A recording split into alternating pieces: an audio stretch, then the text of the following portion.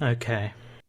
Starting out videos like this is hard, as most people who make content on this platform of videos similar to mine can tell you, it's easy to talk about something you hate. When you have an intense dislike for something, your reasoning as to why just comes pouring out of you like boiling water from a very hot kettle, either as an incoherent rant or a well put together systematic takedown of something. What is not easy to do, however, is talk at length and as fluently about something you genuinely love, hence the difficulty in trying to write this script. I had watched Over the Garden Wall based off the recommendation of my friend Dr. Skipper, and much like him and everyone else I recommended the show to, it's been something that I haven't stopped thinking about or analysing since I watched it. Unlike something like Invader Zim, which is flawed in a lot of areas and fairly particular in terms of who will enjoy it and who won't, Over the Garden Wall is incredibly accessible to almost every kind of person and is one of the few things which I would genuinely view to be flawless. Now some of you may be thinking right now, Will, Dr. Skipper already made a video of this and highlighted most of what makes the show great, and by acknowledging it, doesn't that make this video a bit redundant? You may be right in a doubt, but there's a lot I want to say about this show as well, and given that Hallows Eve is right around the corner, why not take advantage of the season and talk about one of the greatest pieces of animation based around Halloween. Over the Garden Wall was created by Patrick McHale, a Cal Arts graduate who had previously made a name for himself in Cartoon Network as a creative director for Adventure Time and a storyboard artist for Flapjack, which gave McHale an opportunity to create a pilot for his own series. McHale had a great interest in classic literature, Gothic motifs and storytelling, as well as old American history and animation, and wanted to try to focus that into his own original series, of which Tome of the Unknown served as the proof of concept. The short tested well with audiences, leading to Cartoon Network picking up the pilot for a series, and so the miniseries was picked up, renamed and aired on Cartoon Network in November of 2014. Alright, let's not bullshit around any longer. Let's skip the needless preamble about how revered the show was at launch and the fanbase that it garnered. If you want that kind of boring bullshit, you can watch my Bioshock Infinite review. We're gonna skip dinner and the movie and just get straight to business and talk about the show starting with its plot.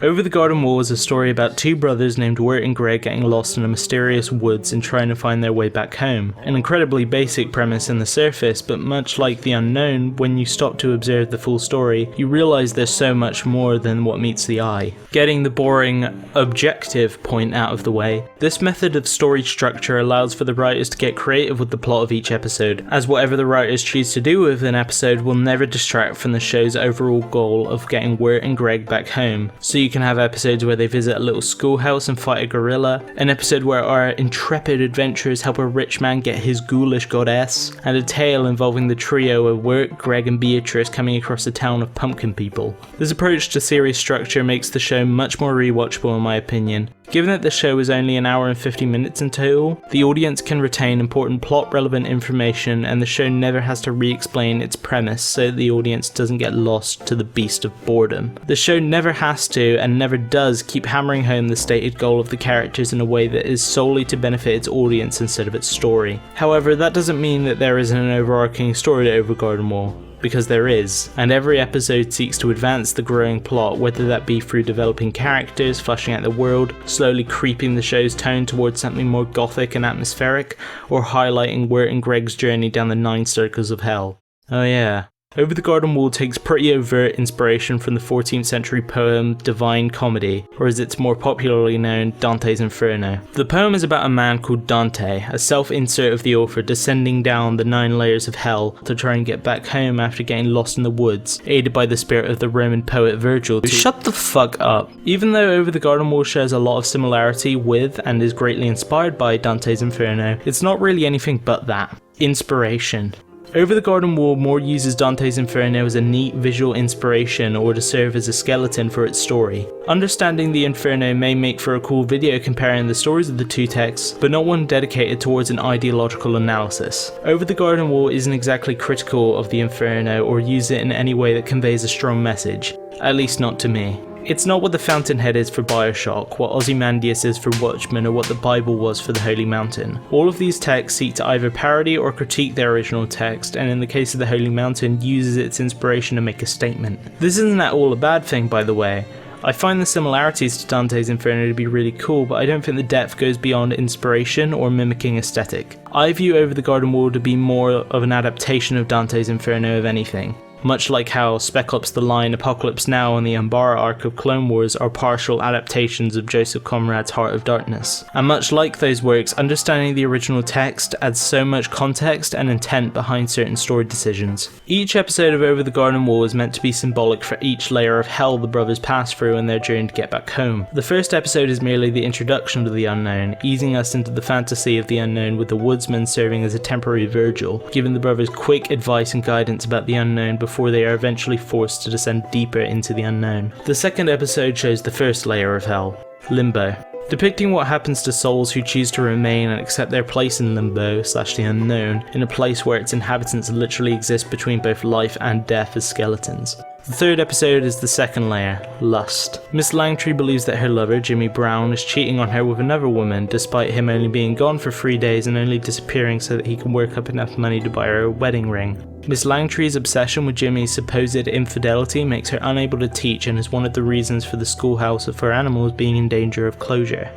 Third is Gluttony. Everyone in the tavern has their own job and work hard to earn their keep by the sweat of their own brows and the craftsmanship of their hands. The only one who doesn't fit this definition in the show would be the Beast, who lies and deceives to get what he wants, choosing to manipulate others to do his work for him, and can only remain alive by using the suffering of others to fuel his lantern, which he manipulates the woodsman into carrying. Unlike the people in the tavern, the Beast is a parasite leeching off the work and the spirit of others. Also, Greg gets fucking fat. Fourth is greed. Everyone's gunning for Endicott's money. Fifth is anger and sorrow, with Beatrice betraying the brothers making Wirt's spirit begin to falter. Sixth is heresy. Lorna deceives Wirt and Greg due to her possession by an evil spirit. She also breaks the doctrine laid out by Auntie Whispers, and the Beast uses his own doctrine to manipulate the woodsman. Seventh is violence, depicted in the conflict between Cloud City and the North Wind, as well as the river of treachery Wirt and Greg sail across in the opening of the episode. Eighth is fraud. Characters disguise themselves for Halloween, and Wirt uses his Halloween costume to mask his own anxieties and give him a quick boost of confidence. Wirt also invents his own narratives to try and deflect his own actions, which cause him to grow both further apart from Sarah and also Greg, who he indirectly drowns and kills due to his own self-made sabotage, which he pins on him. Ninth is treachery,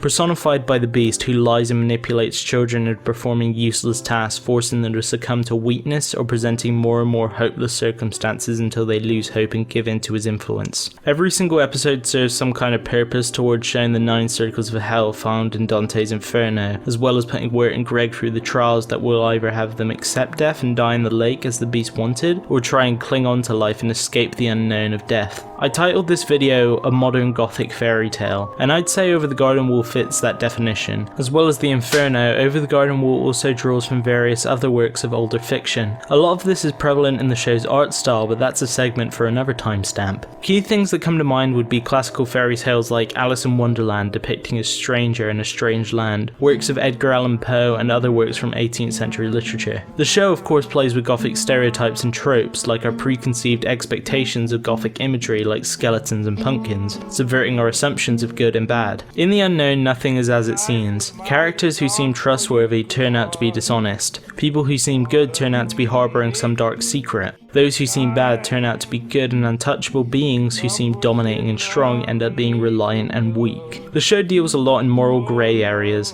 Even characters who could fit within the definition of good are not saints. Beatrice is deceitful, Wirt is a pushover and looks to push blame on anyone but himself. The woodsman helps the Beast remain in the unknown, and Greg acts without thinking of consequences. But despite the show having a rather orange and blue perspective of morality and some really dark subject matter focused around death, it still has that storybook feel, like you're reading an ancient fable about 2 brothers trying to find their way home, but its splashing of modern conventions, sensibilities and aesthetic give it a modern yet timeless feel, which I think is why the show has such broad appeal to people of all ages. The show never degrades itself by making a cheap fart joke to keep the kids hollering, but it also doesn't make itself needlessly bleak to appeal to cynical teenagers such as myself. It strikes a mature balance of when to play it straight and when to play up the comedy, which is aided by Wirt and Greg's dynamic, but for now that's going to be on the back burner because I want to talk about the art of the show now.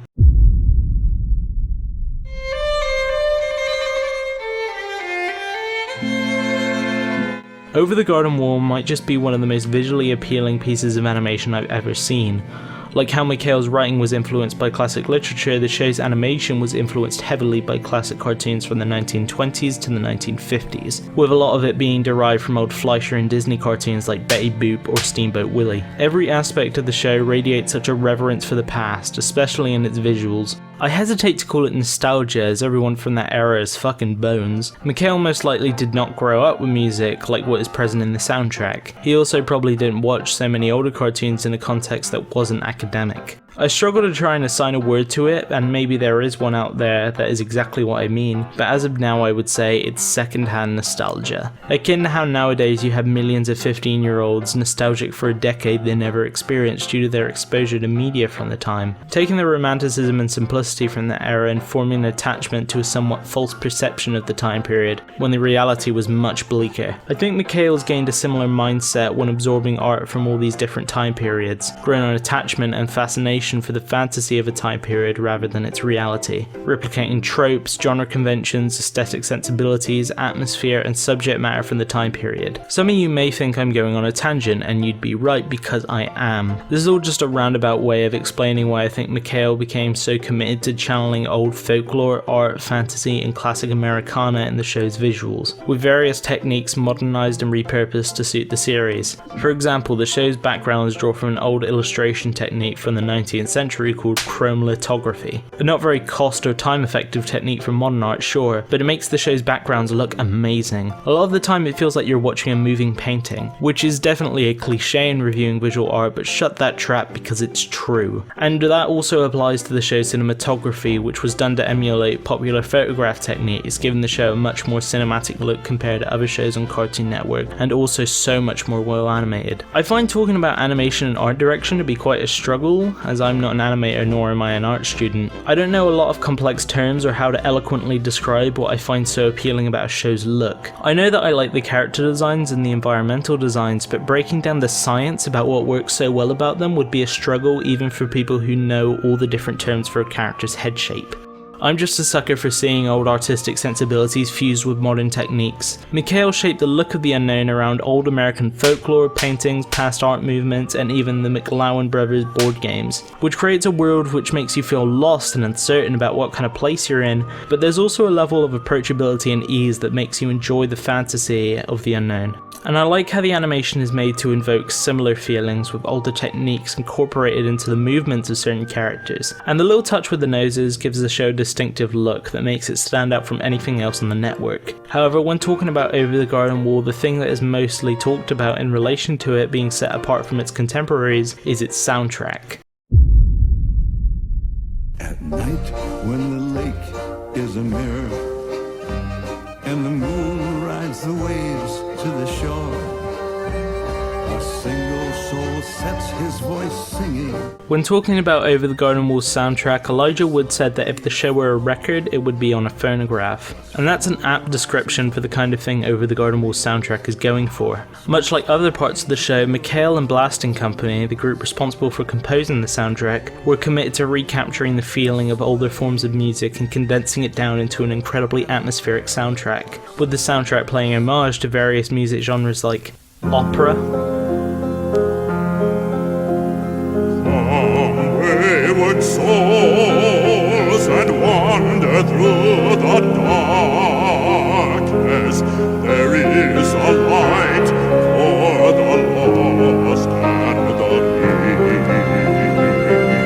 weak. love songs, A is for the apple that he gave to me, but I found a worm inside. B is for the lover that I called to him before he left my side. and even 80s synth.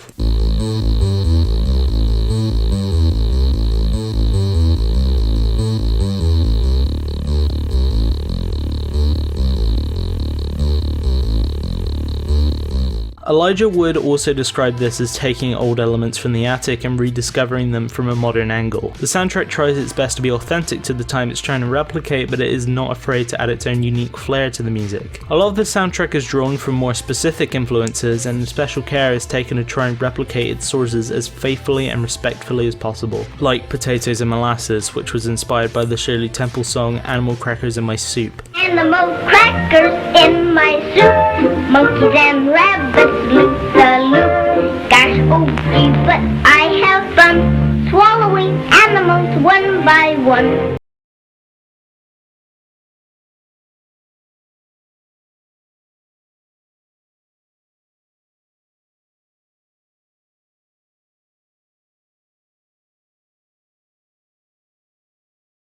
Actual famous song talent like Chris Isaak and Jack Jones and write the music around their roles. One of my favourite songs in the show, Over the Garden Wall, was sung by Jack Jones, and the crew really played to the dreamy and nostalgic sound of his music to try and have the feeling be recreated for the show. But in addition to being well made sound-wise, the soundtrack's lyrics are incredibly well written and fill in gaps in the story that can't be explained naturally. For example, in Come Wayward Souls, the song provides an explanation of the beast's motivations and perspective of the lost souls who were turned into Adawood. They also have a lot of thematic relevance with various references to death and how Wirt and Greg ended up fighting for their lives in the unknown. Old Black Train similarly presents itself as a song about death coming to claim unsuspecting victims before their time.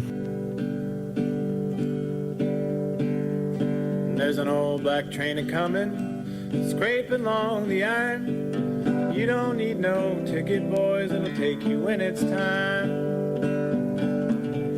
And its orchestral themes perfectly tell you everything you need to know about a character. The Woodsman theme tells you that he suffered a great loss and has a great burden to bear, and the Beast theme indicates his malicious intent and his reliance upon others to sustain himself. And the soundtrack is only aided by the impeccable voice talent they got to play each role, which neatly segues into...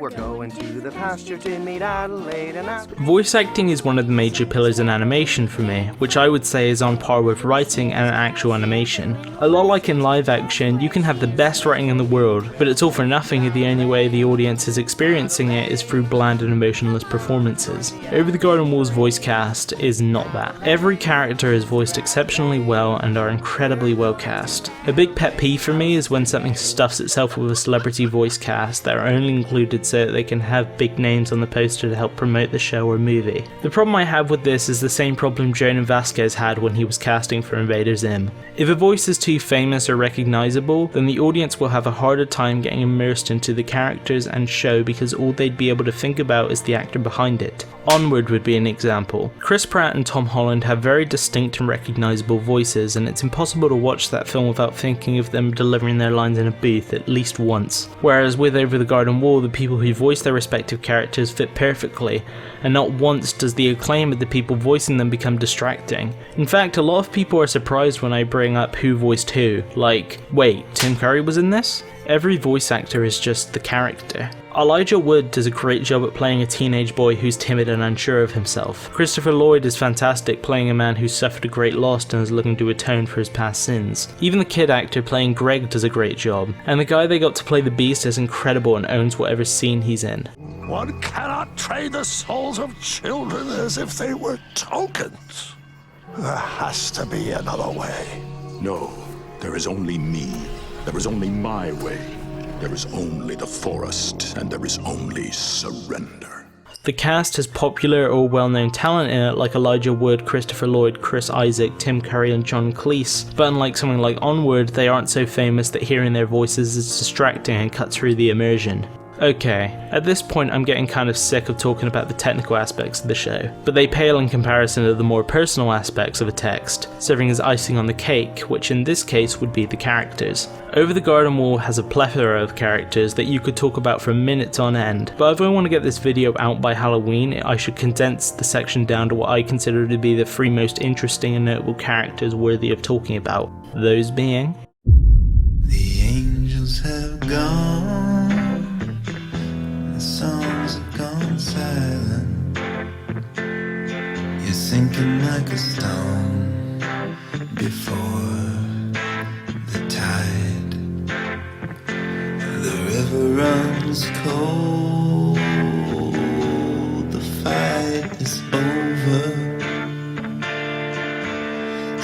the haunted ruins of night call your name.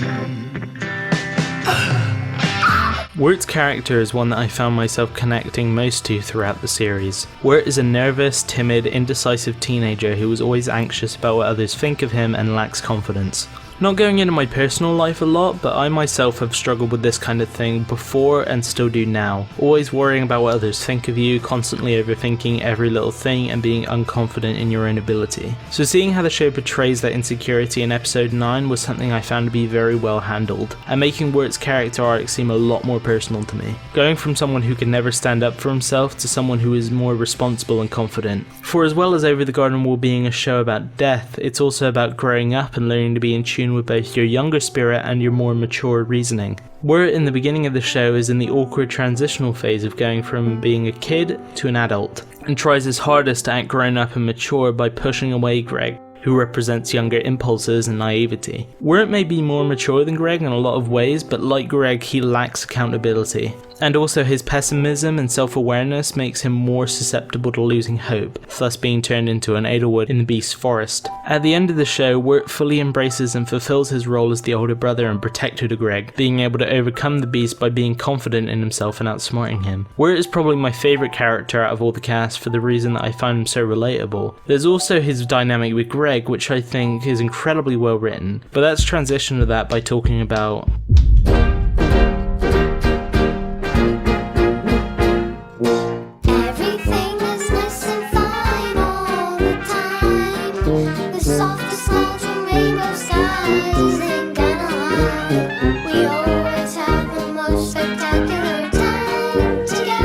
I found Wirt to be the most relatable character in the show, but I found Greg to be the funniest. Greg serves as the counterbalance to all the more mature subject matter present in Over the Garden Wall. At the end of the day, Over the Garden Wall is a kids show, so constant parallels being drawn between the divine comedy death and HE double hockey sticks is either going to make a kid bored or miserable. Greg's purpose on a meta level is to give the show life and make the tone more light by balancing Wirt and Beatrice's cynicism with funny little lines and catchphrases.